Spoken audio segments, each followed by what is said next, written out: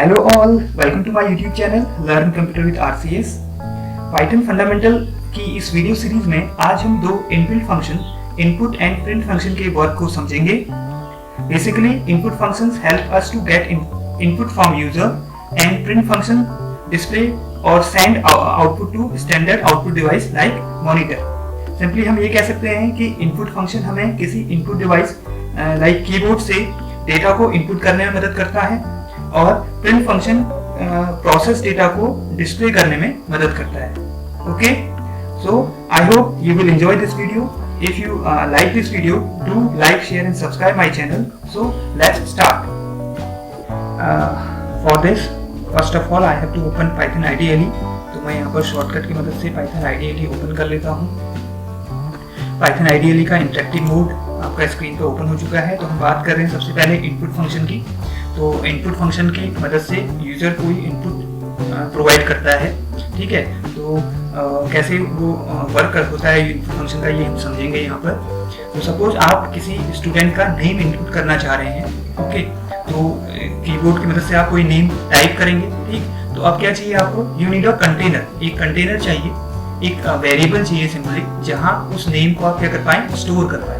मैंने पिछले वीडियो में आपको बताया भी था कि वेरिएबल्स कैसे काम करते हैं और होते क्या हैं। Variables are just like a containers in which you can store any type of data, okay. तो इस केस में मैं क्या स्टोर कर रहा हूँ? नेम स्टोर कर रहा हूँ। तो किस टाइप का होगा? स्ट्रिंग टाइप का होगा, ओके। तो मैं कैसे करूँगा? तो सबसे पहले मैं ये क्या डिक्लेयर कर लूँगा? एक वेरिएबल डिक्लेयर कर लूँगा। नेम नाम से मैंने एक वेरिएबल डिक्लेयर कर लिया, इक्वल टू इसके अंदर जो भी यूजर इनपुट करेगा वो स्टोर हो जाएगा सिंपली, ओके। तो मैं यहाँ पे यूज करूँगा इनपुट फंक्शन का input and parenthesis here, okay. Parenthesis के बाद देन इसके अंदर मैं यूजर से पूछ लेता हूँ कि enter the name of the student, okay. तो इस ढंग से आपने इनपुट फंक्शन का यूज किया। जब भी ये प्रोग्राम रन होगा तो आपसे वो नेम एक पूछ रहा है, enter the name of the student. आपने यहाँ पर एक नेम इनपुट कर दिया। सपोज मैं अपना ही नेम यहाँ पर इनपुट कर देता हूँ। तो इसका मीनिंग क्या हो गया कि नेम जो आपका कंटेनर था उसने क्या होल्ड कर दिया है? मेरे नेम को होल्ड कर दिया है। मेरा नेम क्या था? एक ऑब्जेक्ट था, उसको क्या कर दिया उसने? रेफरेंस कर रहा है कौन? एक नेम वेरिएबल, ओके।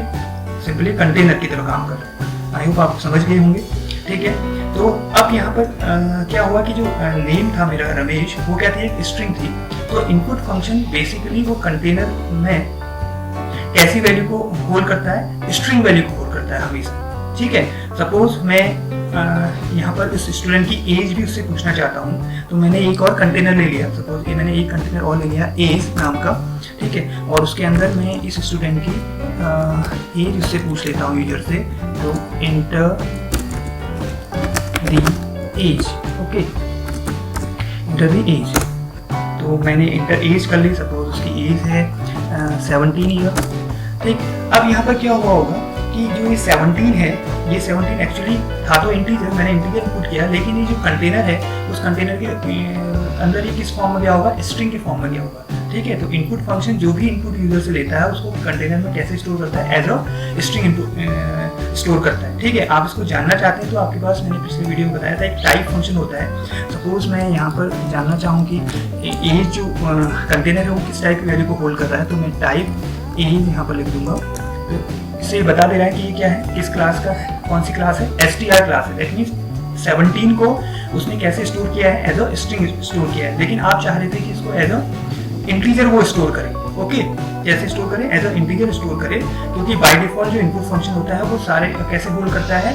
किसी भी जो भी कंटेनर आपने उसके लिए बनाया है उसमें कैसे होल्ड करता है वैल्यू को? आपका स्ट्रिंग के फॉर्म में इनपुट स्टोर करता है, ओके। आप चाह रहे हैं कि उसको इंटीजर के फॉर्म में करें, तो आपको इस ढंग से लिखना पड़ेगा। इज इक्वल टू, मैं यहाँ पर एक int एक फंक्शन यूज करना पड़ेगा, इंटीजर फंक्शन। इसके बाहर इनपुट फंक्शन को यूज करने से पहले, ओके। देन अब आप पूछेंगे enter the age and then अब आप इंटर करेंगे एज। सपोज आपने 18 यहाँ पर कर दिया। तो इस केस में क्या होगा कि जो 18 अब आपका एज कंटेनर ने स्टोर किया है वो कैसे किया है? इस फॉर्म में किया होगा, इंटीजर के फॉर्म में किया होगा। इसको आप जानना चाहें तो वही टाइप यूज करके देख सकते हैं। टाइप एज हमने यूज़ किया, तो अब आपको बता दिया कि वो कौन सी क्लास है, इंटीजर क्लास है। दैट मीन्स 18 कैसे स्टोर हुआ है, इंटीजर के फॉर्म में स्टोर हुआ है। ओके, तो सिमिलरली अगर आप कोई फ्लोट टाइप की वैल्यू होल्ड करना चाहते हैं, फ्लोट मतलब कि सपोज इस बच्चे के मार्क्स को आप इंटर करना चाहते हैं, किसी स्टूडेंट के मार्क्स आप इनपुट कराना चाह रहे हैं, ठीक है, तो आपने एक कंटेनर बना लिया मार्क्स नाम से और इक्वल टू, तो इस केस में क्योंकि मुझे यहाँ पर फ्लोट टाइप की वैल्यू चाहिए, तो मैं जो आपका फंक्शन यूज़ करूँगा, एक यूज़ करूँगा फ्लोट फंक्शन। ओके, तो मैं इसके लिए यूज़ करूँगा यहाँ पर फ्लोट एंड देन फिर इसके अंदर मैं इनपुट फंक्शन को यूज़ करूँगा और यहाँ पर लिखूँगा एंटर द मार्क्स। ओके, ये मैंने यूजर से पूछ लिया, एंटर द मार्क्स। अभी मार्क्स आपसे पूछेगा, आपने मार्क्स इसमें सपोज 34.5 इंटर कर लिए, तो ये अब जो मार्क्स कंटेनर था उसने होल्ड करा है कैसी value, float type value. Okay, आप इसको फिर से चेक कर सकते हैं टाइप की मदद से, टाइप और मार्क्स कंटेनर को आप जानना चाह रहे हैं कि किस टाइप की वैल्यू होल्ड कर रखी है इसने, तो आप लिखेंगे टाइप मार्क्स, तो बता देगा कि ये कौन सी क्लास का वैल्यू है, फ्लोट टाइप की वैल्यू है। ठीक है, आपको समझ में आ गया होगा कि कैसे इनपुट फंक्शन आपका वर्क कर रहा है। ठीक, तो मैंने बताया कि इनपुट फंक्शन में बाय डिफॉल्ट कैसे वैल्यू को होल्ड करवाता है, स्ट्रिंग वैल्यू को होल्ड करवाता है। ओके, तो ये था इनपुट फंक्शन का वर्क।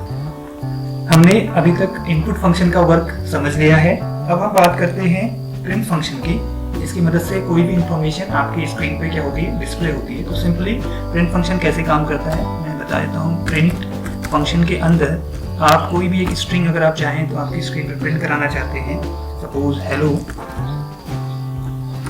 तो इस ढंग से आप लिखेंगे तो it will print in your screen. तो हेलो उसने क्या कर दिया, स्क्रीन पे प्रिंट कर दिया। ठीक है, सपोज आप कोई इंटीजर, ये तो स्ट्रिंग था, कोई इंटीजर वैल्यू को प्रिंट कराना चाहते हैं तो आप इसके अंदर इस ढंग से भी लिख सकते हैं, ऐड करते हुए 2+5 +6, तो इस ढंग से ये आपके स्क्रीन पे इसका ऐड प्रिंट भी कर देगा। ओके, तो सिंपली फ्लोट टाइप वैल्यू को भी आप इस ढंग से क्या कर सकते हैं, प्रिंट कर सकते हैं। ठीक है, मल्टीपल स्ट्रिंग्स को भी आप प्रिंट करना चाहते हैं तो प्रिंट फंक्शन की मदद से कैसे करेंगे, सपोज प्रिंट, इसमें कई सारे स्ट्रिंग्स आप लिख सकते हैं, माई कॉमा फिर इन्वर्टेड कॉमास में, क्योंकि स्ट्रिंग्स हमेशा सिंगल या डबल इन्वर्टेड कॉमास में लिखी जाती हैं, के अंदर लिखी जाती हैं। ये हमने प्रीवियस वीडियोस में सीखा है। माई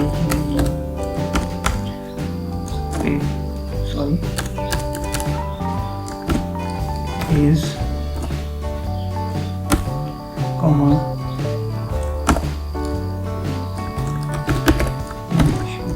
तो मैं इस ढंग से भी अपनी स्ट्रिंग्स को क्या कर सकता हूँ, प्रिंट कर सकता हूँ। ठीक है, तो इसमें जो आपका बाय डिफॉल्ट जो सेपरेटर आर्ग्यूमेंट था, जिसने स्ट्रिंग को क्या किया, सेपरेट किया, वो क्या था, उनके बीच में क्या लगा दिया उसने, स्पेस लगा दिया। ओके, सारी स्ट्रिंग्स के बीच में अपने आप बाय डिफॉल्ट कैसा आ गया, आपका स्पेस प्रिंट हो गया।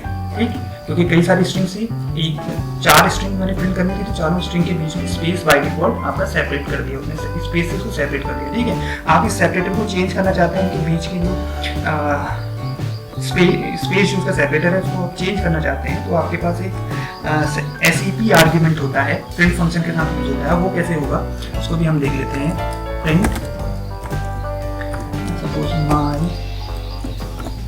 कॉमा नेम इज,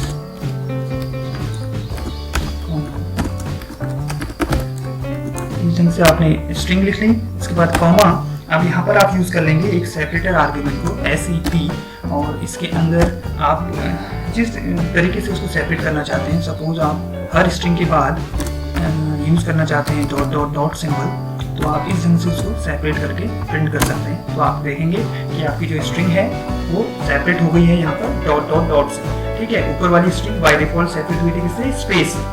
ओके, अभी तक हमने जाना कि प्रिंट फंक्शन किसी भी स्ट्रिंग को आपकी स्क्रीन पर प्रिंट करने में मदद करता है। ठीक है, हम प्रिंट फंक्शन के अंदर कोई भी वैल्यू हम एज एन आर्ग्यूमेंट पास करते हैं, चाहे वो इंटीजर है, चाहे वो आपका फ्लोट टाइप वैल्यू है। ठीक है, कोई भी वैल्यू आपके प्रिंट फंक्शन में हम देते हैं। ठीक है, मैंने लिखा है सपोज प्रिंट 5 प्रिंट करना है, तो ये 5 को भी एज एन स्ट्रिंग ही पहले कन्वर्ट करेगा, देन आपकी स्क्रीन पर क्या होगी, प्रिंट होगी आपकी। ठीक है। और दूसरी चीज़ मैंने ये सीखा कि आप अगर आपके प्रिंट फंक्शन के अंदर मल्टीपल स्ट्रिंग्स हैं तो उनको क्या कर देता है, सेपरेट कर देता है, किसकी मदद से, बाय डिफॉल्ट स्पेस की मदद से सेपरेट कर देता है, ठीक है। और अगर आप उस सेपरेशन को दूसरे ऑब्जेक्ट की मदद से चेंज करना चाहते हैं तो आपको एक सेपरेटर आर्ग्यूमेंट भी उसमें पास करना पड़ता है, जैसे अभी तक हमने पीछे सीखा था, ठीक। अब मैं बात कर रहा हूँ कि जो प्रिंट फंक्शन है वो क्या करता है, उसके एंड में एक न्यू लाइन कैरेक्टर भी बाय डिफॉल्ट ऐड होता है। कहने का मतलब है कि अगर आप मल्टीपल प्रिंट स्टेटमेंट आप अपने प्रोग्राम में लिखते हैं तो वो सारे स्टेटमेंट को अलग अलग लाइन में प्रिंट करेंगे, ठीक है। उसको हम चेक करने के लिए, क्योंकि इंटरप्रेटर में ऐसा वर्क नहीं हो पाएगा, तो इसके लिए मैं इसका स्क्रिप्ट मोड यूज़ कर रहा हूँ, एक नई फाइल यहाँ से चूज़ कर रहा हूँ आपके पाइथन में, और इसके अंदर मैं स्टेटमेंट लिखूंगा, मल्टीपल स्टेटमेंट। सपोज मैं प्रिंट स्टेटमेंट की यहाँ पर लिख रहा हूँ, प्रिंट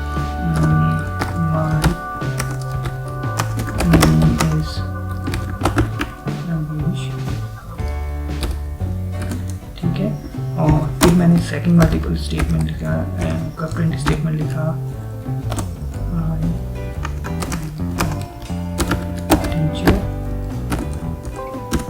प्रिंट थर्ड स्टेटमेंट मैंने लिखा,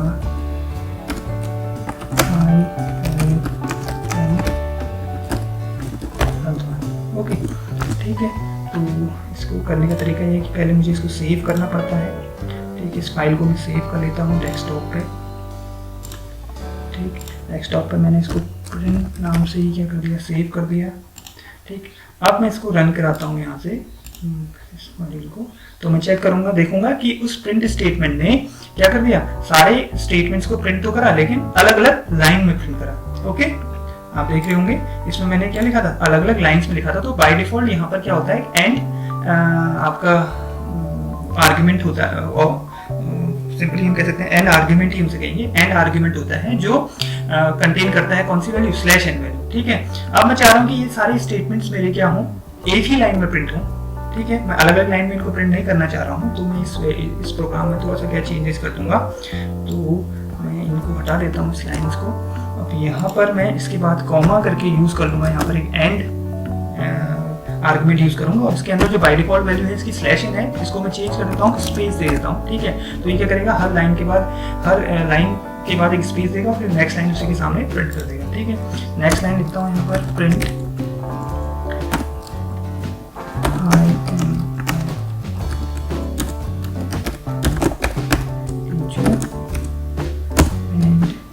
इसके बाद भी मुझे क्या देना पड़ेगा, क्योंकि नेक्स्ट लाइन में मैं इसके बाद भी और प्रिंट कराना चाह रहा हूँ, तो मुझे यहाँ पर एंड इक्वल टू, यहाँ पर मैं इसकी वैल्यू, सेपरेटर की वैल्यू है वो चेंज कर देता हूँ, ठीक है।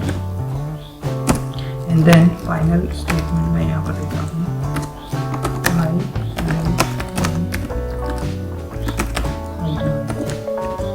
ओके। नाउ इसको मैं सेव कर लेता हूँ एक बार, और देन रन इट। तो आप देखेंगे कि आपके जो तीनों स्टेटमेंट हैं वो एक ही लाइन में क्या हो गई, प्रिंट हो गई, ठीक है। क्योंकि मैंने जो एंड जो आपका आर्ग्यूमेंट था उसकी वैल्यू न्यू लाइन कैरेक्टर थी बाय डिफॉल्ट, लेकिन मैंने उसकी वैल्यू क्या कर दी, चेंज कर दी, ठीक है। आप इसकी वैल्यू में यहाँ पर स्पेस की जगह पर सपोज आप यहाँ पर कोई सिंबल आप यूज करना चाहें, ठीक है, आप कोई सिंबल यूज करना चाहें हर किसी इसमें, तो ये सिंबल से ही उसको क्या करेगा, उन स्ट्रिंग को जब आप रन कराएंगे इसको, आप देखेंगे कि जहाँ पर स्पेस यूज हो रहा था वहाँ पर वो सिंबल आपका यूज हो रहा है, लेकिन आपकी जो स्ट्रिंग्स है वो क्या हो रही है, एक ही लाइन में आपकी प्रिंट हो रही है, ठीक है। तो इस ढंग से आपका ये प्रिंट स्टेटमेंट मुझे मदद करता है किसी भी स्टेटमेंट को प्रिंट करने में, ठीक। तो इसमें हमने देखा कि जो इंटरेक्टिव मोड होता है, इंटरेक्टिव मोड में मैं क्यों नहीं कर पाया ये सारा वर्क, क्योंकि मैं मल्टीपल स्टेटमेंट्स का यूज एक साथ कर रहा था, तो इसलिए मुझे यहाँ पर इसका स्क्रिप्ट मोड का यूज करना पड़ा, ठीक है। तो स्क्रिप्ट मोड को यूज करने के लिए हमें नई फाइल यहाँ से चूज करनी पड़ती है, ये भी हम आगे आपके प्रोग्राम जब आएंगे बनाएंगे तो उसमें हम सीख लेंगे। फिलहाल के लिए मुझे केवल प्रिंट स्टेटमेंट को आपको समझाना था कि प्रिंट स्टेटमेंट कैसे वर्क करता है, ठीक है। आई होप आपको ये समझ में आ गया होगा। आपको ये वीडियो कैसा लगा आप इसे कमेंट सेक्शन में कमेंट कर सकते हैं, और अगर आपको वीडियो अच्छा लगा है तो इसे ज़्यादा से ज़्यादा शेयर करिए, लाइक करिए, और मेरे चैनल को सब्सक्राइब करना ना भूलें। Thanks for watching.